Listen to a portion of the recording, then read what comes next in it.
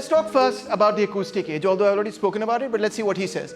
Before the invention of the phonetic alphabet, man lived in a world where all the senses were balanced. So write that down in your notes. Acoustic age, balanced. Balanced and simultaneous. Look, I'm talking to you. All the senses are there. You can see me, you can hear me, you can observe me, you're getting all of it, right? A closed world of tribal depth and resonance, an oral culture structured by a dominant auditory sense of life. That was the media. That's how we communicated, through speaking. The ear, as opposed to the cool and neutral eye, is sensitive, he says. The ear is sensitive. Hyper-aesthetic and all-inclusive. I can hear everything. If you talk, I'll hear it. If you talk, I'll hear that too. So I'm hearing everything. I'm hearing the animals that are surrounding my cave as I'm telling the story about how one animal kidnapped me or something, or whatever it is. Yeah, it's all-inclusive. It's holistic. It's like 360 degrees. I'm getting everything. Sensitive, hyper-aesthetic, all-inclusive, and contributes to the seamless web of tribal kinship and interdependence in which all members of the group existed in harmony. So with this organic sort of link, the way in which we communicate, what do you get? You get this kind of tribe, very closely knit, very strongly harmonious with each other. By harmonious also here, he means that they are not only getting along, they may or may not get along, but that they are living in a way in which they are not necessarily competing with each other. They're cooperating with each other as a tribe. The primary medium of communication was speech. And we're still using it, it's still so important. Although it's the oldest medium, but we're still so important. And thus no man knew appreciably more or less than any other. Because the only way you could know stuff about stuff was by talking to each other. And everybody was talking to each other and everybody could hear what everybody was saying. So pretty much everybody had the same more or less information. Maybe 19 you might have a little more, I might have a little less. But it wasn't that big a difference in the knowledge of different members of society. Interesting idea, because we're all sitting here, I'm talking, you're all listening. It's kind of very egalitarian in that sense. Not between you and me, but between all of you, right? You're all able to hear. And if you start talking, then I'll be able to hear. And there's just no way to stop that. Oh my God. But when that transforms into the written word, notice that I can send the information to you on WhatsApp or to you or to somebody else, but not to everybody else. So you will have some information, Saad, that nobody else will have because I gave it to you. But if I speak now, everybody has it. No, he's saying the opposite, right? So counterintuitive, but so interesting that the media itself can actually cause an information disequilibrium. Now, why do we think that it would cause an equilibrium? That's a particular argument that we get with respect to the internet. Oh, it's free information. But we're going to examine that later in the course as well, whether the internet is actually equalizing information or creating greater inequality. It's referred to as the internet divide or the net divide. You've heard of that? So we're going to discuss that later. That's a very good point you made again. Such good points you guys make, yeah? Why am I teaching you? You should be teaching me. Okay, the primary medium of communication was speech, and thus no man knew appreciably more. That means you did know more, but not appreciably more. Okay, one person was a PhD, everybody was a PhD. Which meant that there was little individualism and specialization. The hallmarks of quote-unquote civilized Western man. Very little difference. Interesting. Tribal cultures, even today, simply cannot comprehend the concept of the individual or of the separate and independent citizen. Of course, they understand that you are a person. That's not what he means by it. It doesn't mean that he doesn't recognize that there are 32 people sitting over here, recognizes quantities. But in terms of the decisions you take about life, are you going to take them as individuals or are we going to take them together as a tribe, as a clan, as a family, as a baradri? What are we going to do? In those older societies, we're going to take them collectively. There's not going to be anything that Sarah is going to say, well, sir, I am going to wear pink today. If we decide to wear black, everybody's wearing black. Got it? Okay. Just an example. All right? But if you notice about elections, Fiza, in rural areas, just as you have that one person who sits down and tells the news of the day to the village, that one person is very central also in delivering the votes. And these are called vote deliverers in political science terminology. And he says, sorry, with apologies, he says, everybody, this means we'll vote for the PPP. And then the whole village will vote for the PPP. I tell you, I've seen this firsthand, that people in a community will go to their elder, whoever that elder is, and say, Saab ji to nahi kehte, vadeo vote kinu paana hai is dafa. Or he will say, as the as tarah miyan nu vote pawange. theek hai na? So he'll say, we're going to vote for this guy. Acha. Tribal cultures even today simply cannot comprehend the concept of the individual, blah, blah, blah. Now, you may stop me here and say, sir, maybe this is a bit of Orientalism coming in and, bias, etc., and that may be a valid counterpoint to what he's saying, okay? Of course, I'm going to try and represent McLuhan to the best that I can. That doesn't mean he's right about everything. It's just that he's bloody interesting, right? And I like interesting arguments, okay? Doesn't mean he's right, but just consider it, think about it, okay? It's a different way to look at the whole thing. It could be wrong, but even looking at something incorrectly can also, or in a new way, because you're looking at it incorrectly, you're also looking at the same problem in a new way, and that can reveal certain new things about a problem that you've looked at 1,000 times and never really looked at in that new way. So that's why errors sometimes in the way in which we think can be just as important as getting things right. Getting things wrong can be just as important, because getting things wrong you can also explore why they were wrong. And when you explore why they were wrong, you come to new answers, more interesting and fascinating answers. Okay. So oral cultures act and react simultaneously, whereas the capacity to act without reacting, without involvement, is the special gift of the detached, literate man. Okay, I'm going to read this. It's morning news. Then I'm going to decide what I'm going to do with it. I'm going to put it down, then I'm going to contemplate about it. What do I think about this? I'll give my answer tomorrow. That doesn't happen where you're sitting around a fire talking about a problem or whatever, where you're getting information and you're reacting to that information all the time. Like you just nodded your head. Why did you nod your head? You reacted to the information. And I saw the reaction. It was simultaneous. I was saying it. I didn't even finish the sentence. And he's like, yes, sir, is absolutely right. You see that? Now, if I had sent you a text, a book, you would have read it and you said, parson jawab dunga. You see? So that detached idea is a very sort of the idea of civilized man. Not to respond immediately, not to give a knee-jerk reaction or anything. So, and the reason why he's put that in inverted commas is because it's not actually detached, but it pretends to be detached. It pretends to be objective, but it's actually not necessarily so objective as you think it is. Another basic characteristic distinguishing tribal man from his literate successors is that he lived in a world of acoustic space, which gave him a radically different concept of time, space, relations. I think I've already explored this thing quite a bit. In terms of space, we're all here together. It's a very egalitarian space in terms of information sharing, because we're all here together. And time, etc., the way in which I'm unfolding that information, etc., it has its own relationship as opposed to the text, where you can simply skip ahead. I'm going to go to read this chapter. I'm going to go to the akhir wala chapter, right? You can simply skip ahead. You don't have to go sequentially through my whole argument, right? You can read it faster. You can read it slower. You can do whatever you want with it, right? So that's kind of interesting. Okay, so this second part, the first part was the acoustic age. The second part we're going to call the mechanical age. Please write that down. This is important. And you can split the mechanical age into two parts. Why does he call it the mechanical age? I'll explain in just a bit. Because he calls it the mechanical age because in this age, in the previous age, there's no extension. मैं बात कर रहा हूँ, आपसे आप सुन रहे हैं. Extension तो कोई नहीं, बीच में कोई media नहीं है. अब हमारे पास, what do we have now? We have writing. So when we have writing, this is an extension. This is kind of like the creation of a new media, writing. And extension is when I'm extending my body into space. What does that mean, extending your body? Like my hitting instrument was my fist. Now I have a bone. The bone becomes the extension of my arm, becomes a weapon in my hand. So similarly, I want to speak to you. Now I don't have to speak to you with my tongue and you here with your ear, which has to have you present over here and me present over here, but I can simply write it down and send it to you. I send it to you at one time, you read it at another time, you respond it at a third time, and so on. You may not even decide not to read it. So that means the mechanical age extended what? Our bodies into space. What does that mean?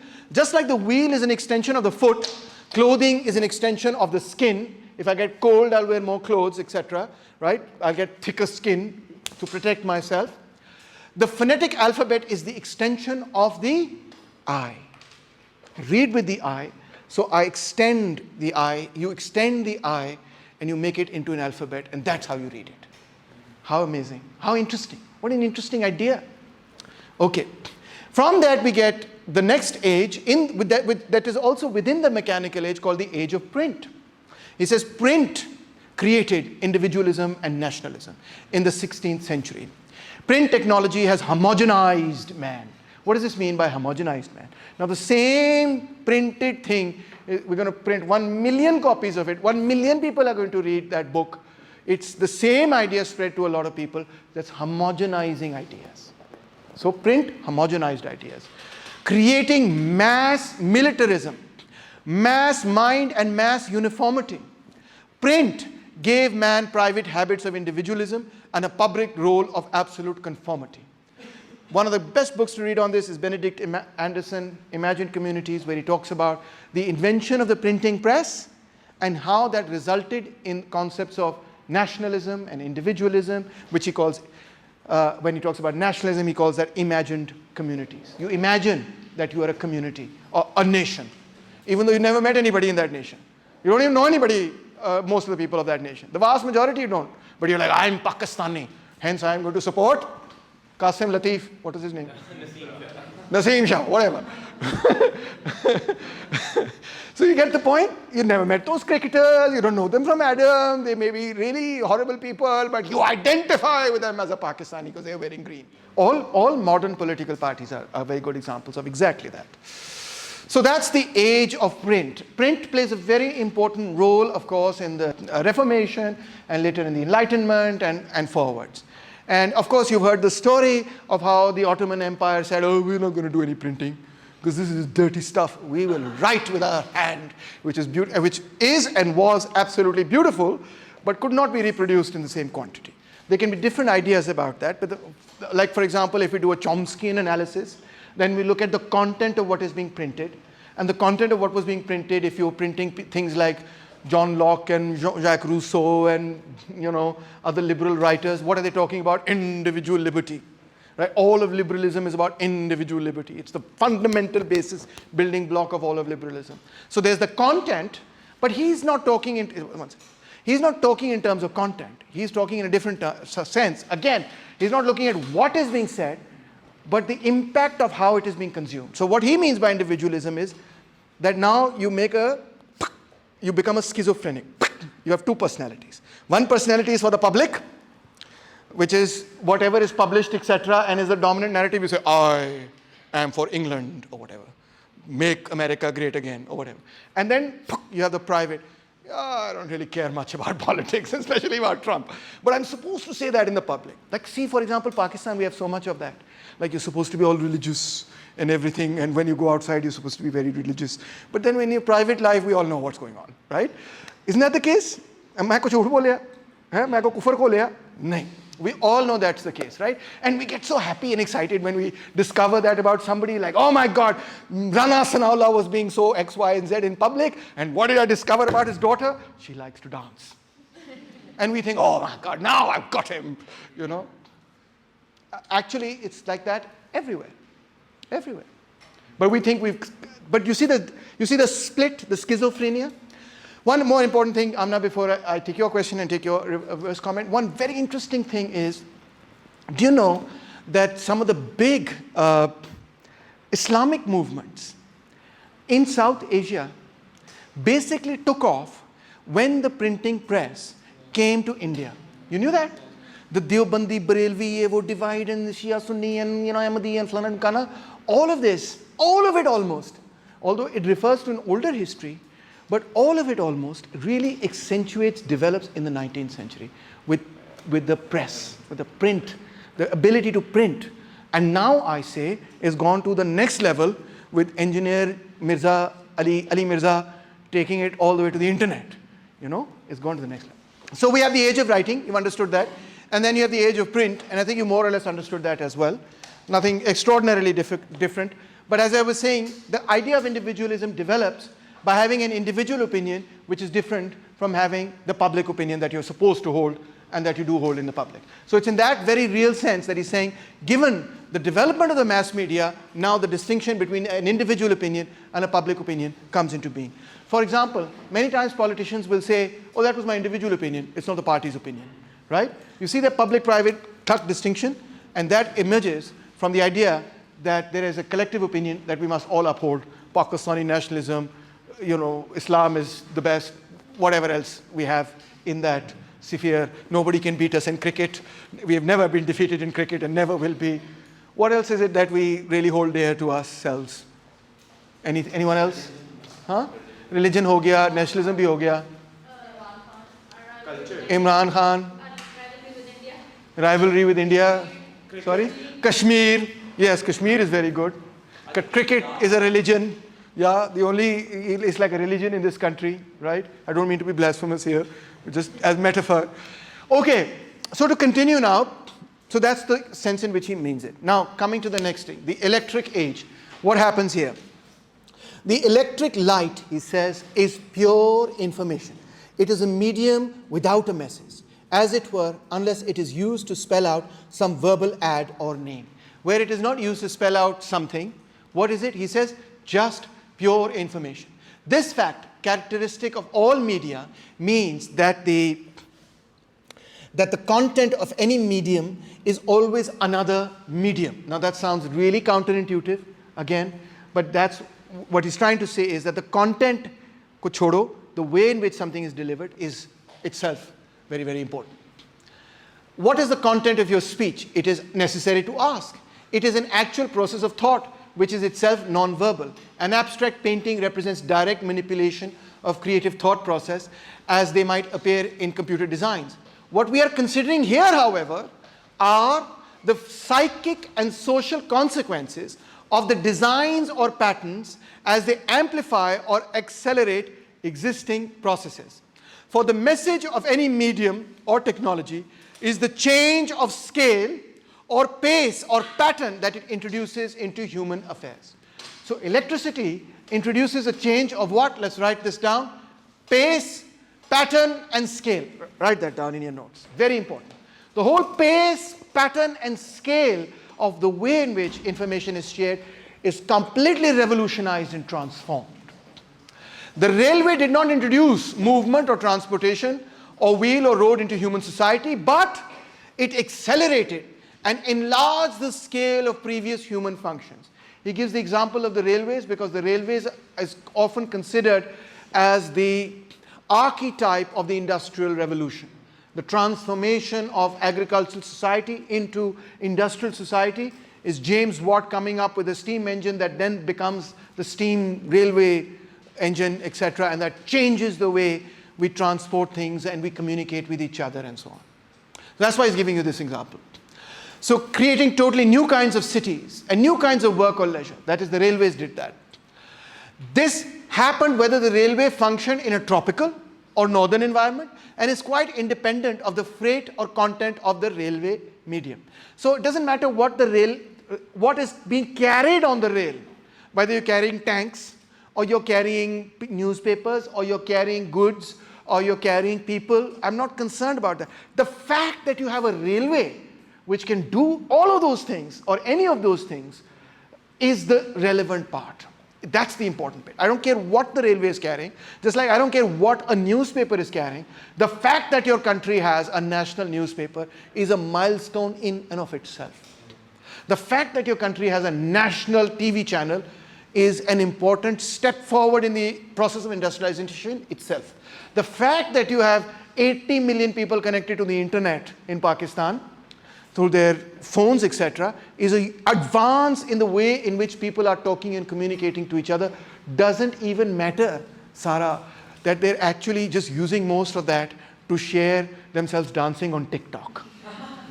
TikTok, my God, it's like more popular than Twitter, it's more popular than Facebook, it's more popular than YouTube. It's the most popular thing in Pakistan. Like, you know what the amazing thing about it is, Sarah? The amazing thing about it is, not just for Sarah, everybody, it's a working class medium. It's all workers. It's the chowkidars and the truck drivers and the taxi drivers and the mullies and the whatever, right? It's all the workers and the peasants in the field. They are the ones using TikTok. And now they're connecting, because I think I don't use TikTok very much, but I think it connects to people who are close around you. Rather, not like Twitter, where you connect on various hashtag trends with people far away. It connects to your geography. It kind of automatically, I think, suggests people who are close to you. Because you're in the locality, and people in the locality are sort of looking at, oh, the Taimur like, right? So that's kind of feeding it. Whereas on Twitter, somebody's reading me in India and saying, who the hell is this guy? You know? So it's very different. So, okay, so now TikTok is quite amazing. I think we need to do a study about it. Why? Because on TikTok, I see people who are brick kiln workers, bhatta mazdoors, who are, indentured. Some of the worst working conditions in Pakistan are in brick kilns. And what are they doing in the brick kilns? I saw this one video, and he's just doing somersaults in the bloody mud. And it's so entertaining. I was like, oh my God, this is so cool, man. Right? He's just doing somersaults, and then they do like all sorts of other things, like they have Imran Khan audio clip, and they're talking on top of that. But what's happening is, this is a platform which is giving working class people a platform for creativity.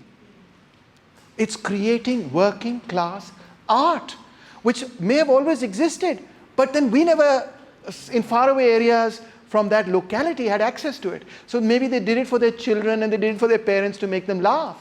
But now when they're in their basin and they're playing cricket and they're recording it on TikTok, the whole world gets to be in their courtyard. How amazing. But it's all working class. So one second.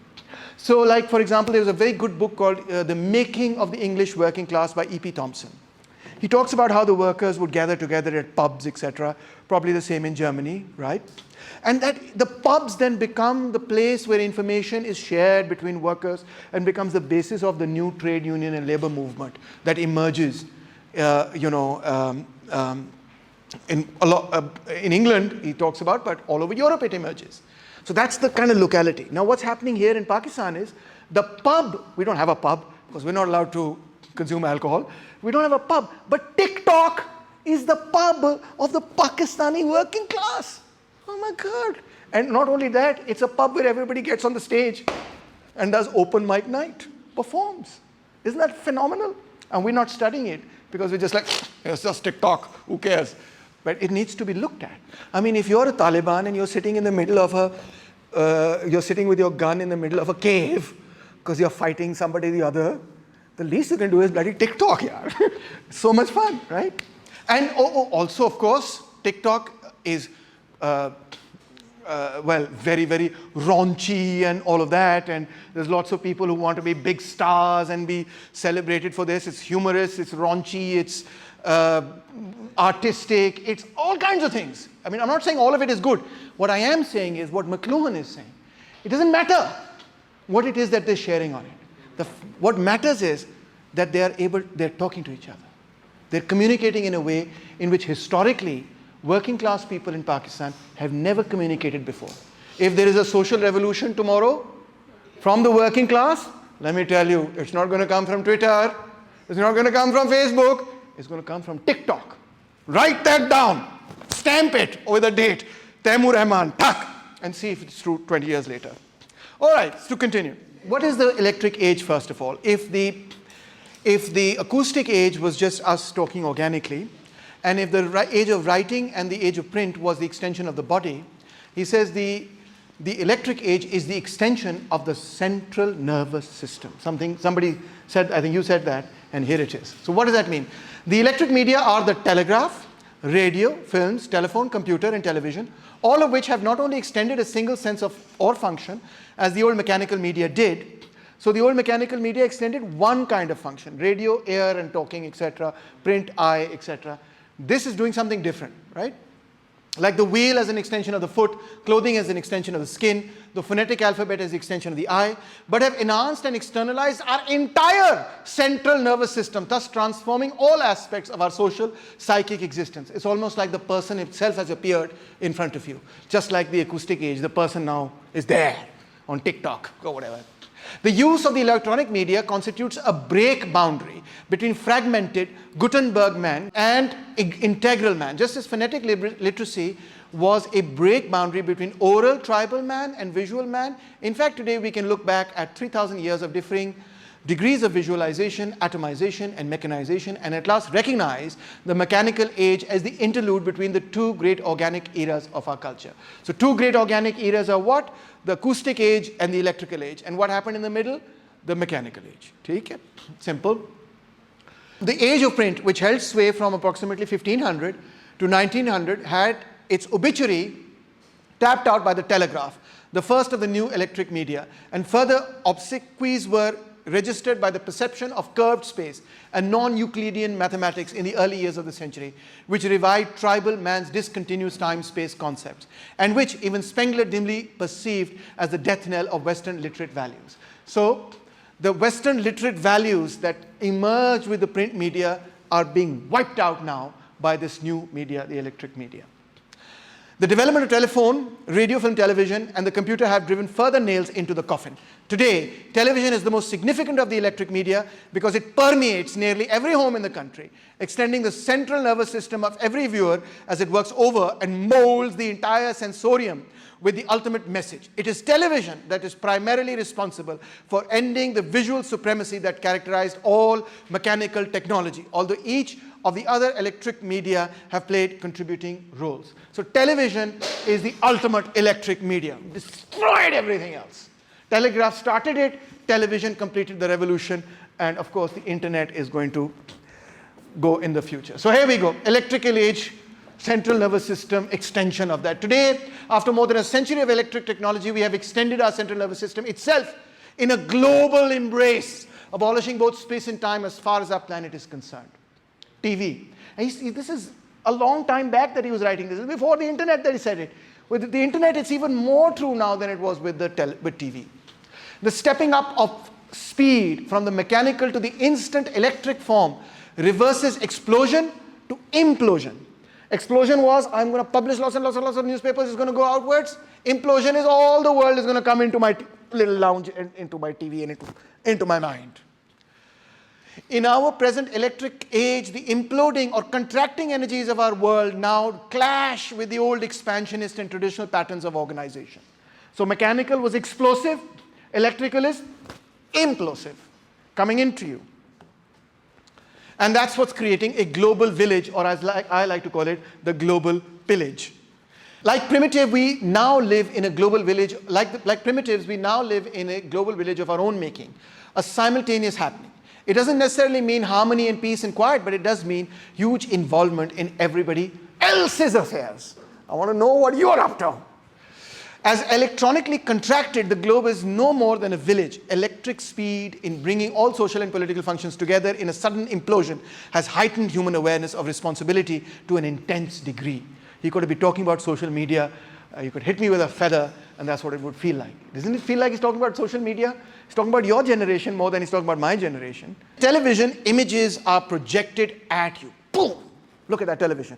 It's projecting an image at you. You are the screen. That's not the screen, you are the screen. The images wrap around you. You are the vanishing point. You vanish within that. Ooh. Of course, it's not literally true. But think about what he's trying to explain to you, how it engulfs you, takes you in. You get lost in TV. Achha, now he says TV is a tactile medium. TV is a tactile. He says it's a tactile thing. Why is it tactile, he says? Unlike film or photograph, television is primarily an extension of the senses of touch rather than of sight. That doesn't make any sense. I don't touch the TV. And it is the tactile sense that demands the greatest interplay of all the senses. That's why TV, because it's so tactile, he's saying, that's why it engages you so much. And you're like, oh, how can it be tactile? Let me explain. Tactile means when you touch something, when you feel something. The secret of TV's tactile power is that the video image is one of low intensity or definition, and thus, unlike either photograph or film, offers no detailed information about specific objects, but instead involves the active participation of the viewer. So actually, if you look at a TV and you see what's going on, there are lots of these pixels, tuck, tuck, tuck, tuck, tuck, tuck, tuck. Especially the old TV, which was just a cathode ray tube, tuck, tuck, tuck, tuck, tuck, tuck, tuck, firing little electrons onto the screen, and the screen would illuminate. And if you zoom in, you see that it's all pixelated actually. So what's filling in the pixels? You are. Your imagination blurs out the pixels. So it's tactile in the sense, look, think about TV as something exploding in your face. And you are reacting to that explosions by reprocessing that information. That's what he means by saying TV is like a tactile medium. And that's why it engages you so much. Whereas, of course, this is not imploding into your face. This is not going puck into your face. But the screen is. That's why we keep kids away from screen time. The TV image is a mosaic mesh, not only of horizontal lines, but of millions of tiny dots, of which the viewer is psychologically able to pick up only 50 or 60, from which he shapes the image. Thus, he is constantly filling in vague and blurry images, bringing himself into in-depth involvement with the screen and acting out a constant creative dialogue with the iconoscope. The contours of the resultant cartoon-like image are fleshed out within the imagination of the viewer, which necessitates great personal involvement and participation. The viewer, in fact, becomes the screen, whereas in film he becomes the camera. By requiring us to constantly fill in the spaces of the mosaic mesh, the iconoscope is tattooing its message directly on our skins. It's hitting us. Each viewer is thus an unconscious, pointillist painter like Surat, or limning new shapes and images as the iconoscope washes over his entire body.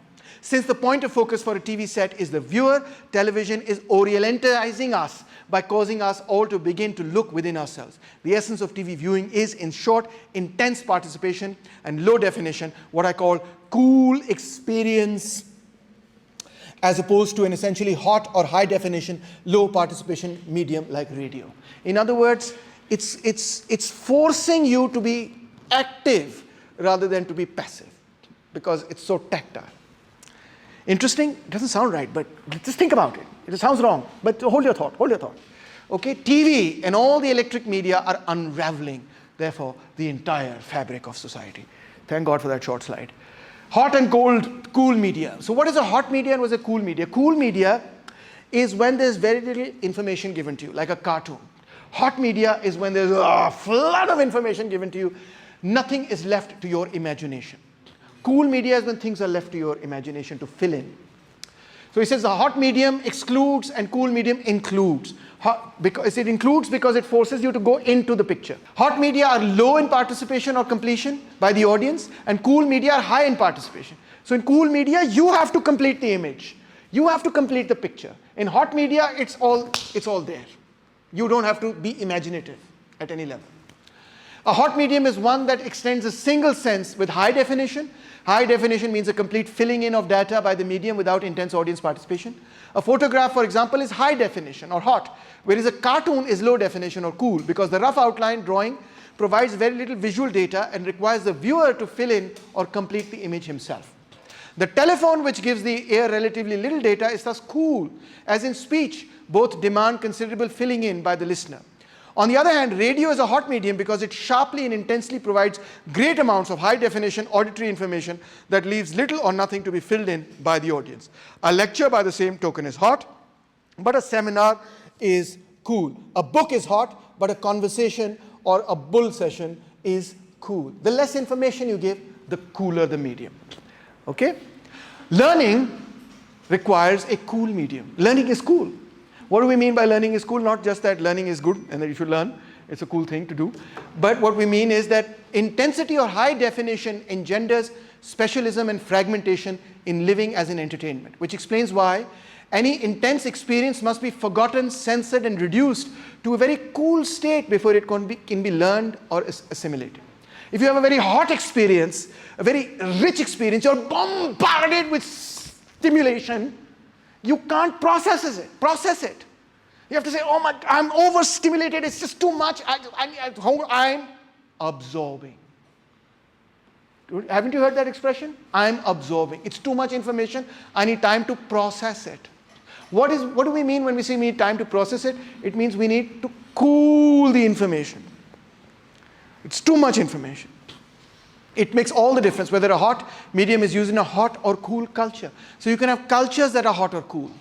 Oversaturated cultures and cultures that are cool in the sense that they allow the listener to also participate. Is this a hot lecture? Is it a cool lecture? You have to think about this and give me your feedback. And of course it's cool, man. It could also be hot, Either way, to expect a turned on child of the electric age, which is what all of you are, you're a child of the electric age, to respond to the old education modes is rather like expecting an eagle to swim. It can't happen. You are so used to that level of stimulation that if I do a lecture in the old style like Muhammad Wasim, right, you won't like it. Even though in the 60s, everybody would have been like, oh my God, this is such a great lecture.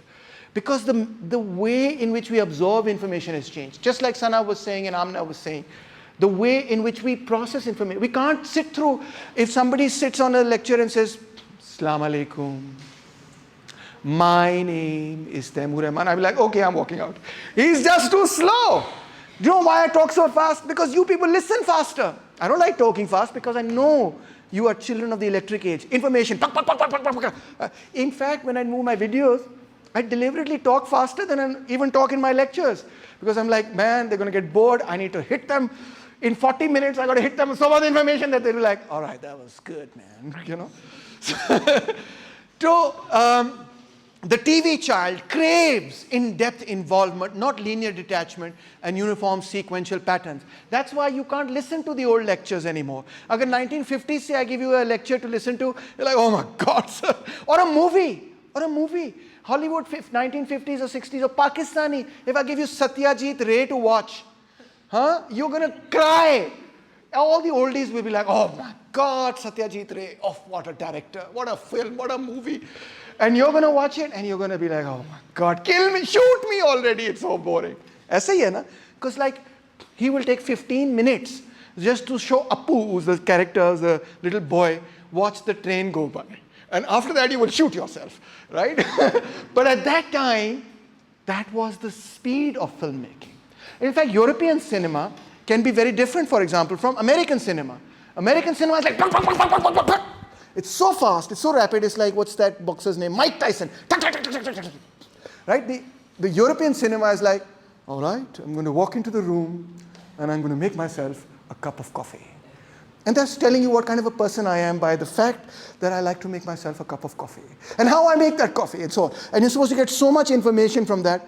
And they'll spend 5 minutes just making a cup of coffee. And they're trying to establish what kind of a person he is or she is.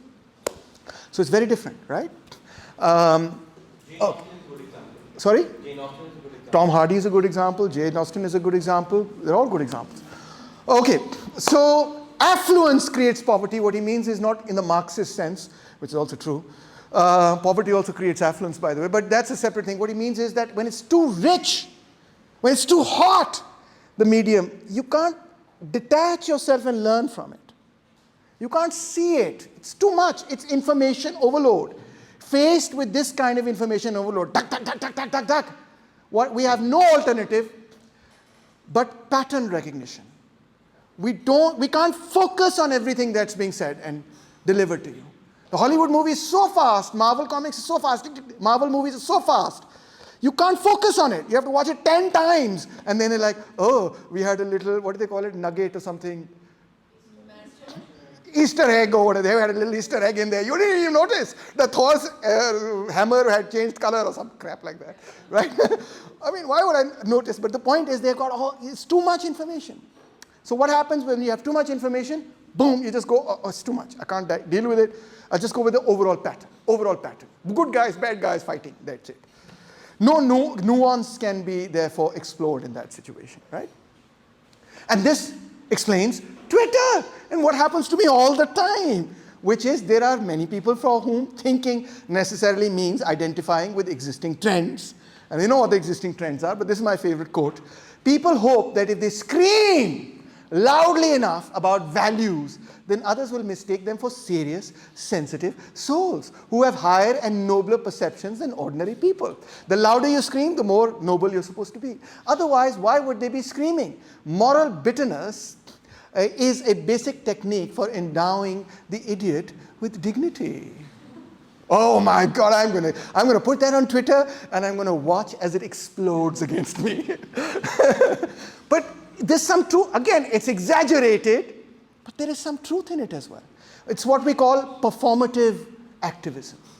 It's what we call performative social media. Or we call it, what do you call it? It's another word, there's another word for it, performative rage or whatever it's also called, right? A point of view can be a dangerous luxury when substituted for insight and understanding, he says. Okay, skipping over cars, he thought cars would be outdated, automobiles would be outdated. Cities will, as the cities it is currently strangling, replaced by new anti-gravitational technology. That hasn't happened yet. The marketing systems and the stock market as we know them will soon be as dead as the dodo, and automation will end the traditional concept of the job, etc., etc. We're discussing that nowadays, right? But most of that didn't come true yet, but keep a lookout, it might come true. The upsurge in drug taking, he says, is intimately related to the impact of the electronic media. Why? Drug taking is simulated by today's pervasive environment of instant information with its feedback mechanism of the inner trip. And internet addiction is well known to be like a drug addiction. The dopamine hit you get when somebody says, clicks, tick, like, and you're like, oh my God, I got 121 likes today. It's like a big dopamine, it's a huge dopamine hit. Yeah, I need it every morning. Yeah, come on, people. You guys should just, sort of do it for me, click on my profile every now and then, right? It's a huge dopamine hit. It's like a drug. And it gets so intense that sometimes I check my phone like 500 times a day. And going on a holiday is no longer about going to Brazil or Sri Lanka or Maldives or whatever. It's just turning your phone off. You turn your phone off, it's like you're on a holiday. It's amazing. Yeah, your mental health just goes right back up. You feel so much better. So it's like a drug and not a good trip. So what it creates is first anxiety. The ordinary person senses the greatness of the odds against him even without thought or analysis. And he adapts his attitudes unconsciously. A huge passivity has settled on industrial society. For people carried about in mechanical vehicles, earning their living by waiting on machines, listening much of the waking day to canned music, watching packaged movie entertainment, and capsulated news, for such people it would require an exceptional degree of awareness and a special heroism of effort to be anything but supine consumers of processed goods. Everything is tiyar karda and given to you. Eat it. That's it. You don't have to do anything. You're just like consuming. From your eyes you're consuming. From your ears you're consuming. From your mouth you're eating, etc. You're just consuming. It's too much. And you become passive in that. And then from anxiety you move to boredom. And this is a really funny and interesting thing, that you're being overstimulated and you're bored. What a interesting contradiction about the dilemma of the modern world. You're all overstimulated and yet bored at the same time. How is this possible? More and more we turn from the content of the messages to study the total effect. Concern with effect rather than meaning is a basic change of our electric time. For effect involves the total situation and not a single level of information movement, right? I've said this many times, I won't repeat it. The effect of electric technology had at first been anxiety. Too much information. Now it appears to create boredom. We have been through the 3 stages of alarm, resistance, exhaustion that occur in every disease or stress of life, whether individual or collective. So much information that you switched off. Specialist technologies de-tribalize. The non-specialist electric technology re-tribalizes. So Twitter is like a bit of a tribal space. I got my tribe. It's the feminist tribe, and I got my tribe. It's the Marxist tribe, and I got my tribe. It's the Sindhi nationalist tribe and the Baloch nationalist tribe, and we're all going to fight about who's more oppressed. Isn't that what we're always fighting about? Okay, literate man is alienated, impoverished. Re-tribalized man can lead a far richer and more fulfilling life. So the possibility of a new life does exist with this. But the problem is that electric media takes away our rights. Once we have surrendered our senses and nervous systems to the private manipulation of those who would try to benefit from taking a lease on our eyes and ears and nerves, we don't really have any rights left. Leasing our eyes and ears and nerves to commercial interests is like handing over the common speech to a private corporation, or like giving the Earth's atmosphere to a company as a monopoly. The corporations have come to dominate over all our thoughts. And they've so overstimulated our minds given us such hot information, leaving nothing to imagination or your own creativity, etc. Something that, somebody was asking before.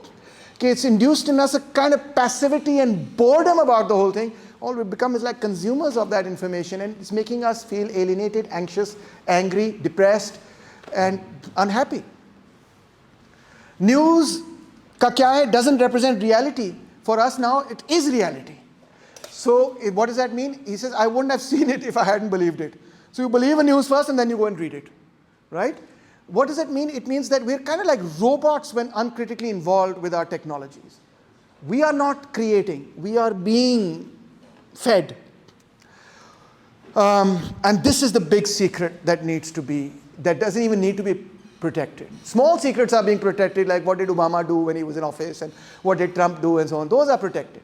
But the big secret is that, this is the big secret, it's not even a secret, it's right in front of your eyes. Complete oversaturation of your minds with the media. And politics, what happens as a result? He says politics will eventually be replaced by imagery. The politician will be only too happy to abdicate in favor of his image, because the image will be so much more powerful than he could ever be. There's Imran Khan, the great. There's Arnold Schwarzenegger, the Terminator governor of California. There's Donald Trump, the celebrity, what is it called? Reality TV celebrity becomes president.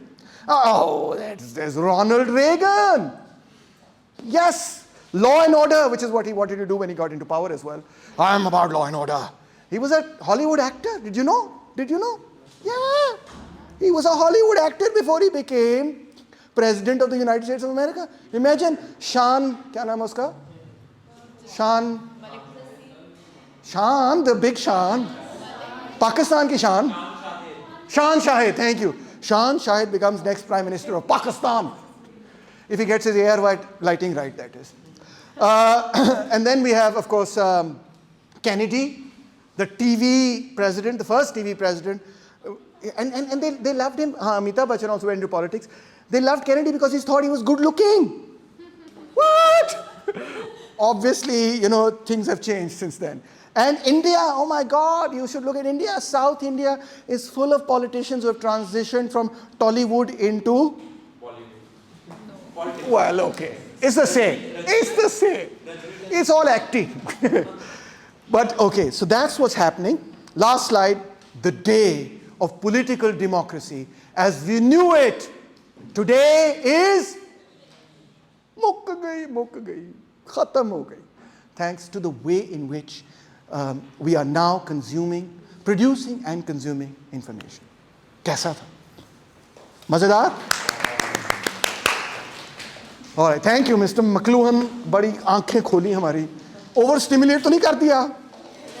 अच्छा, आप ये बताओ, hot lecture था या cool lecture था? Okay.